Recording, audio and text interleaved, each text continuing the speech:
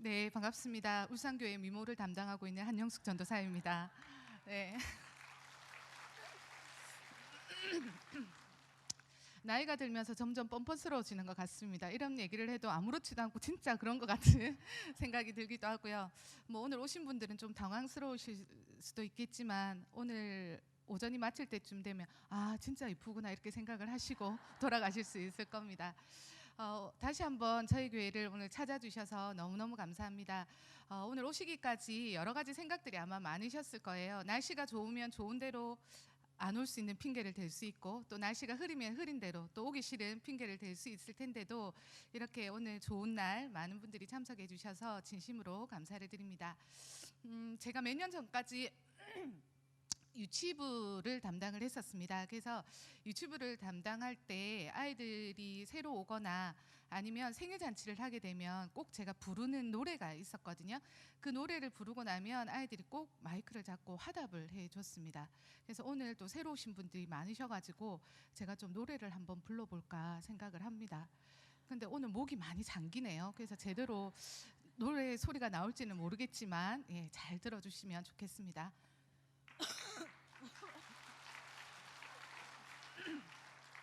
아니, 박수를 칠 노래는 아니고요. 제가 애들이 오면 항상 부르는 노래가 당신은 누구십니까? 이 노래를 부릅니다. 그러면 아이들이 항상 이렇게 화답으로 나는 누구누구 이렇게 얘기를 하면 그 이름 참 아름답도다라고 얘기를 이제 같이 이렇게 노래로 인사를 하고 화답하는 시간을 가지는데, 이 노래를 부를 때마다 드는 생각이 당신은 누구십니까? 라고 묻는 질문에 왜 항상 나의 이름으로 나를 증명할까라는 생각을 했었어요.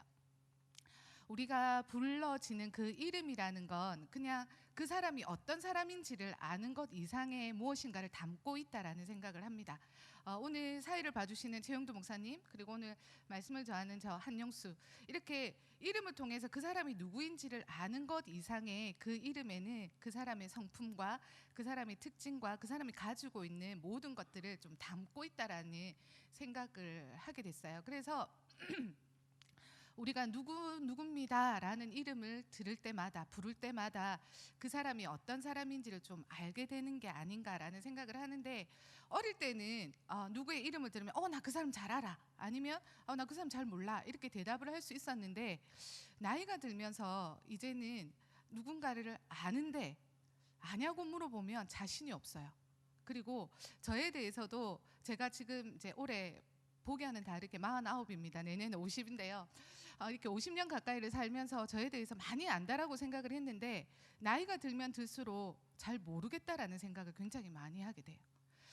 예전에는 분명히 알았던 것들이 나이가 들면서 세월이 지나면서 아닌 것 같다라는 생각을 참 많이 하게 되고, 또 제가 잘 알고 있던 그 누군가에 대해서도 잘 안다라고 생각을 했는데, 순간순간 문득문득 드는 생각은 참 낯설다라는 생각들을 많이 하게 되더라고요. 그러면서 과연 사람은 어떤 걸까? 사람이라는 건 과연 뭘까? 사람은 어떤 존재일까라는 생각들을 좀 많이 고민을 하게 되는 것 같아요. 그래서 우리가 몇 년 전에도 참 많이 불렀고 요즘에도 많이 부르는 찬양이라고 할 수도 있고 노래라고도 할 수 있는 당신은 사랑받기 위해 태어난 사람이라는 곡이 한참 유행했을 때가 있었습니다. 근데 그 노래를 부르면서도 당신은 사랑받기 위해 태어난 사람? 근데 정말 내가 사랑받고 있나? 이런 생각들을 좀 하게 되었고, 그 찬양을 누군가를 향해서 진심을 다해서 불러주지만 그 사람이 정말 자신이 사랑받고 있다라고 느끼고 있을까라는 궁금증도 좀 들기도 했었습니다. 많은 학자들은 사람에 대해서 여러 가지 이야기들을 많이 했습니다. 파스칼이라는 학자는 사람은 생각하는 갈대다라고 얘기를 했었고, 아리스토텔레스라는 사람은 사회적인 동물이다라고 얘기를 했었습니다. 근데 이런 얘기를 들으면서 드는 생각은, 정말 우리가 이 땅에 살고 있는, 이 땅에 존재하는 그 어떤 것들과 사람이 구별되어지는 것이 단순히 생각하는 존재이기 때문에, 단순히 사회와 더불어 살아가는 존재이기 때문에 우리가 그들보다 낫다라고 말할 수 있을까?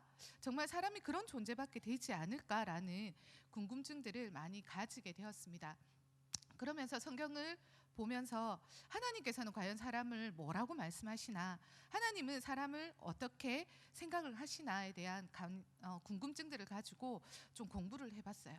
사람은 사람들과 더불어 살아갈 수밖에 없습니다. 사람들과 더불어 살아갈 수밖에 없고, 그 사람들로 인해서 우리는 힘을 얻기도 하고, 그 사람들로 인해서 우리는 좌절하기도 합니다. 때로는 나와 함께하는 그 사람들 때문에 힘을 얻어서 다시 도전할 수 있는 힘을 가지기도 하지만, 또 누군가는 나의 가까이 있는 그 누군가로 인해서 주저앉게 되고 좌절하게 되고 일어서지 못할 때도 있습니다. 우리는 누군가와 함께 더불어서 살아갈 수밖에 없고, 그래서 그들과 좋은 관계를 맺고 싶어서 많이 공부도 하고 고민도 하고 노력도 하지만, 시간이 지나면 지날수록, 세월이 흐르면 흐를수록 안다라고 생각했던 것들이 점점 희미해지고, 사람에 대해서는 알면 알수록 잘 모르겠다라는 생각들을 더 많이 하게 됩니다. 근데 오늘 우리가 함께 읽었던 성경 본문을 보면서 사람에 대해서 조금 정리를 할 수 있게 되었고, 사람에 대해서 조금 알 수 있는 시간들을 가지게 되었습니다. 그래서 오늘 그 이야기들을 좀 나누고 싶은데요.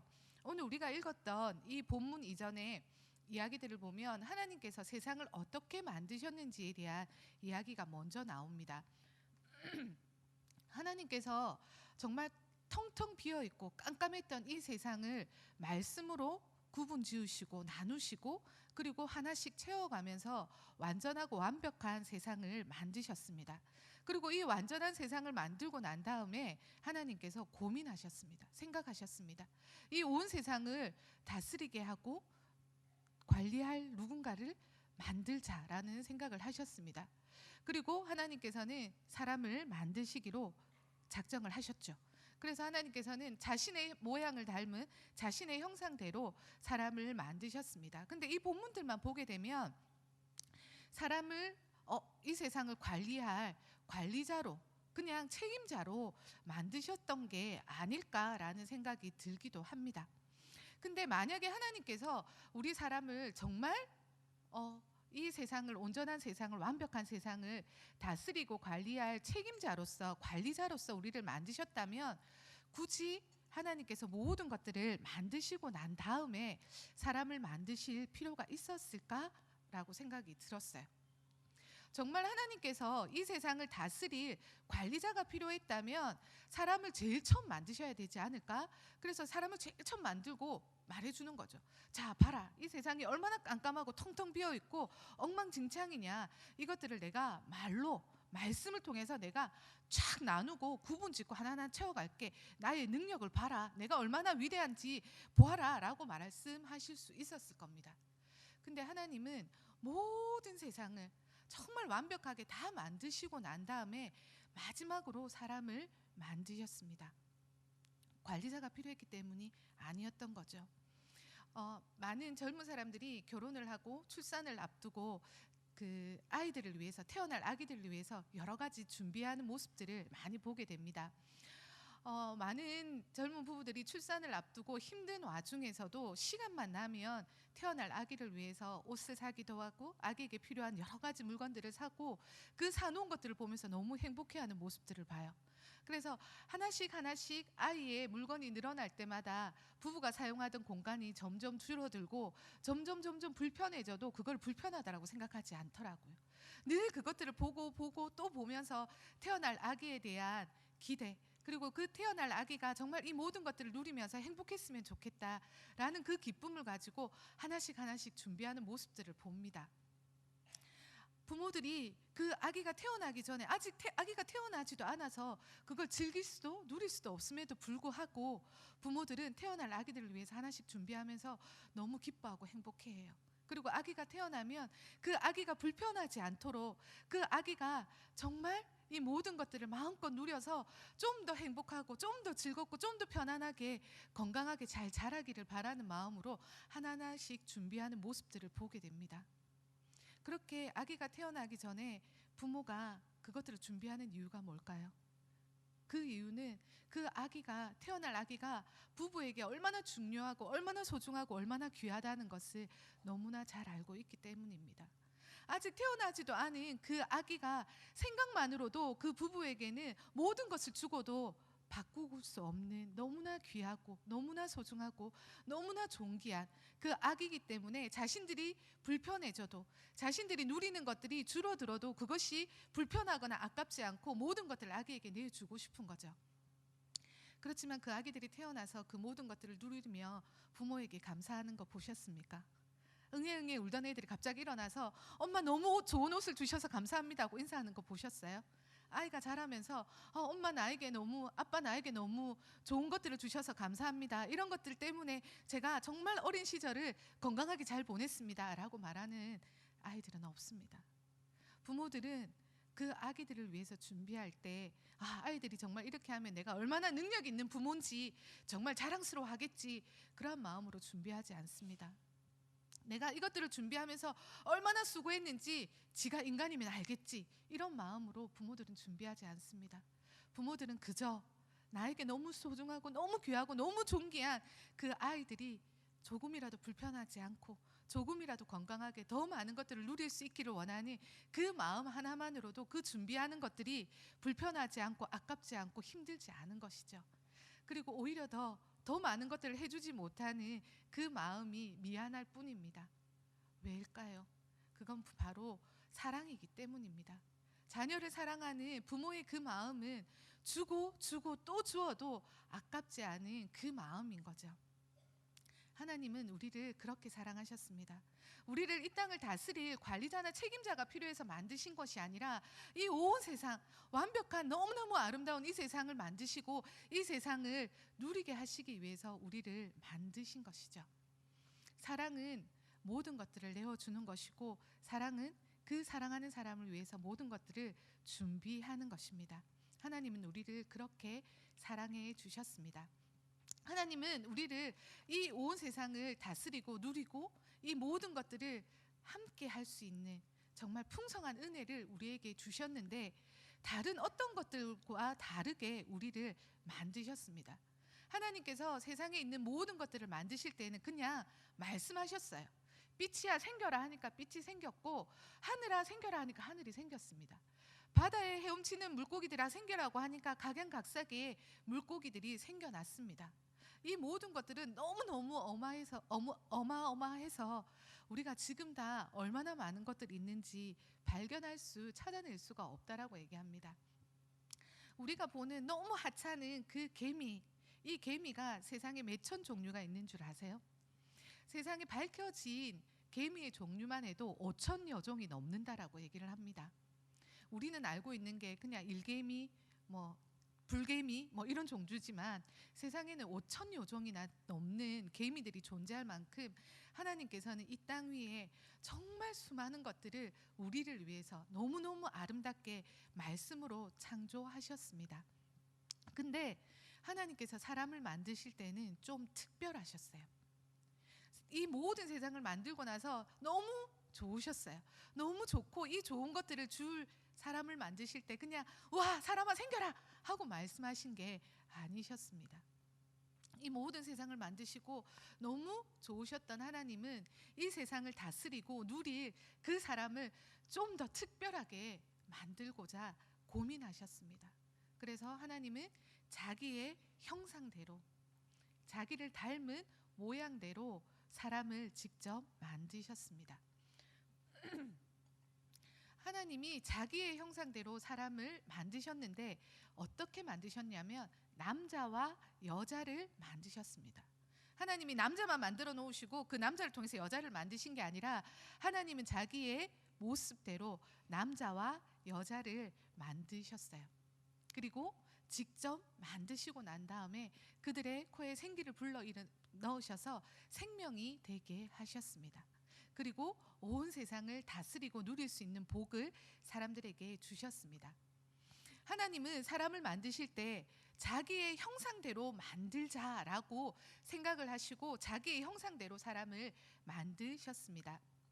하나님의 형상이라는 게 과연 뭘까요? 하나님은 영이시기 때문에 형체가 없는 분이라고 말씀을 하시거든요.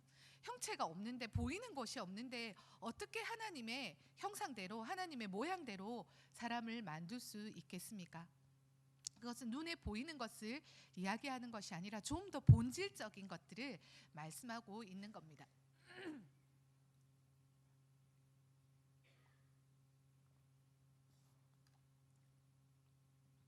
하나님의 형상대로 사람을 만드셨다.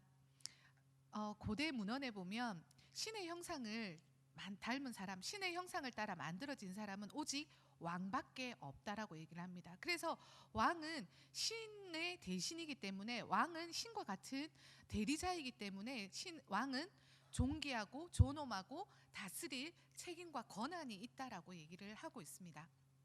하나님은 사람을 자기의 형상대로 만드셨습니다. 하나님의 모양대로 만들어진 우리는 왕 같은 존재라는 겁니다. 그래서 우리는 왕 같은 존재이기 때문에 우리는 존귀하고 존엄하고 이 땅을 다스릴 권한이 있고 이 땅을 책임질 책임이 있다라는 겁니다. 하나님께서는 자기의 형상대로 우리를 만드시고 이 온 세상을 다스리고 누릴 수 있는 권한을 우리에게 주신 겁니다. 우리에게 왕과 같은 권한을 우리에게 주셔서 이 모든 것들을 다스리고 누릴 수 있는 그 복을 우리에게 내려주셨습니다. 그래서 처음 사람들은요, 하나님께서 만드신 이 세상에서 누리고 다스리고 이 세상을 관리하는 것이 너무너무 행복했습니다. 그리고 그들은 서로 벌거벗었으나 부끄럽지 않았다라고 얘기합니다. 오늘 함께 읽진 않았지만 창세기 2장 25절에 보면 아담과 그의 아내 두 사람이 벌거벗었으나 부끄러워하지 않았다라고 얘기합니다. 사람과 사람이 만났는데 이 사람과 사람은 아무것도 걸치지 않고 벌거벗었으나 그들의 있는 모습 그대로 서로 만났으나 부끄럽지 않고 너무너무 행복하고 좋았다라고 얘기하고 있습니다. 이들은 사람과 사람이 만났을 때 먼저 나고 뒤에 나고가 중요하지 않았습니다. 많이 알고 있고 많이 모르는 게 중요하지 않았습니다. 여자고 남자고 중요하지 않았습니다. 사람과 사람이 만나서 함께 할 수 있다는 것만으로도 그 누군가가 나와 함께 있다라는 것만으로도 그들은 감사했고 행복했고 즐거웠고 고마웠고 너무너무 행복했습니다. 감추고 싶은 것도 없었고요, 부끄러운 것도 없었습니다. 그 사람에게 인정받기 위해 노력할 것도 없었고요, 그 사람에게 나를 증명하려고 나에 대해서 알려주려고 노력할 필요도 없었습니다. 그저 있는 모습 그대로 만나며 그 존재만으로도 너무 기쁘고 즐겁고 행복했고 감사했고 더 이상 부족한 것들이 없었습니다. 그래서 그들은 벌거벗었으나 있는 모습 그대로 만났으나 부끄러운 것이 하나도 없는 즐거웠고 행복한 그 시간들을 보내고 있었습니다. 근데 하나님께서 이 모든 세상을 하나님을 대신해서 이것들을 다스릴 수 있도록 누릴 수 있도록 그 모든 권한들을 주자 사람들은 하나님처럼 되고 싶은 욕심이 생겨났습니다. 온 세상을 다스리다 보니 내가 정말 이 모든 것들을 창조한 하나님인 것처럼 착각하기 시작을 했습니다. 그래서 이제는 하나님의 말씀대로 하나님의 뜻대로 사는 게 아니라 나의 뜻대로 내가 원하는 대로 살고 싶은 생각이 들었습니다. 그 이전까지 사람들은요, 하나님과 교제하는 게 너무너무 기뻤어요. 하나님이 이 세상을 나에게 주신 게 너무너무 기뻐서 내가 이름을 지을 때마다 하나님이 너무 만족해 하시는 것들을 들으며 서로 너무 행복했습니다. 근데 시간이 지나고 점점 사람들의 마음에는 욕심이 생겨나기 시작하면서 내가 하나님처럼 되고 싶고 내가 하나님이 될 수 있을 것 같은 생각이 들었던 거죠. 그래서 이제는 하나님의 뜻대로 사는 것보다 나의 욕심, 나의 욕망대로 살고 싶은 것에 더 많은 힘을 가지게 되었습니다. 그래서 하나님의 뜻보다는 나의 욕망에 맞춰서 하나님의 말씀을 거역하고 하나님이 하지 말라고 하신 선악과를 따먹었습니다. 그들은 선악과를 따먹음으로 인해서 모든 것들을 다 보게 되고 모든 것들을 다 알게 되어서 하나님과 같이 될 것이라는 생각을 했습니다. 그들이 선악과를 따먹자 그들의 눈은 밝아졌습니다. 그들이 생각했던 것처럼 눈은 밝아졌습니다. 근데 그들의 눈은 밝아져서 보지 않아야 할 것들을 보게 되었습니다. 그들은 눈이 밝아지자 육신의 눈을 가지고 자신의 벌거벗음을 보게 되었고 그 벌거벗음이 부끄러워지기 시작을 했습니다. 죄는요, 하나님을 저버리는 겁니다. 죄는 하나님보다 나의 욕망이, 나의 욕구가 훨씬 더 중요하게 다스려지는 겁니다. 그래서 하나님 없이 살 수 있다라고 말하는 것이 바로 죄입니다. 사람들이 죄를 지었습니다. 나의 욕망에 사로잡혀서 하나님을 저버리는 죄를 지었습니다. 하나님의 저버리는 죄를 짓자 그들의 육신의 눈은 밝아지고 영의 눈은 어두워졌습니다. 육신의 눈이 밝아지자 자기의 벗은 몸이 부끄러워지기 시작을 했습니다. 수치심이 들기 시작했습니다. 그 이전까지는 벌거벗은 모습으로 만났는데 있는 모습 그대로 만났을 때 전혀 부끄럽지 않고 그 존재만으로도 서로 감사하고 그 존재만으로도 너무 기쁘고 힘이 되고 든든했었는데 이제는 그 있는 모습 그대로 만난 것이 내가 너무 부끄러워서 감출 수밖에 없었습니다. 너무너무 부끄러워서 숨길 수밖에 없는 상태가 되어진 것입니다. 죄는 영의 눈을 어둡게 합니다. 죄는 영의 눈을 어둡게 하고 죄는 육신의 눈을 밝게 합니다. 영의 눈이 밝으면 보아야 할 것들을 보기 때문에, 눈에 보이는 것 이상의 것들을 보기 때문에 내가 가지고 있는 것이, 나에게 주어진 것이 얼마나 크고 중요하고 감사하고 큰 것인지를 알기 때문에 누릴 수 있는 힘들이 생깁니다. 근데 영의 눈이 어두워져 육신의 눈이 밝아지면 눈앞에 보이는 것에 연연해질 수밖에 없습니다. 눈앞에 보이는 것에 연연해지니 진짜 보아야 할 것들을 보지 못하고 중요하지 않은 것에 목숨을 걸게 되는 것입니다. 그래서 감추게 되는 것이죠. 그래서 숨기게 되는 것입니다. 그래서 그들은 나의 벌거벗음이 너무 부끄러워서 나뭇잎을 엮어서 치마를 만들어 자기의 부끄러움을 감추었습니다. 그 나뭇잎으로 엮은 그 치마로 그들의 부끄러움은 잠깐 감출 수는 있을지 모르겠으나 영원히 감출 수는 없습니다. 우리는 어떻습니까?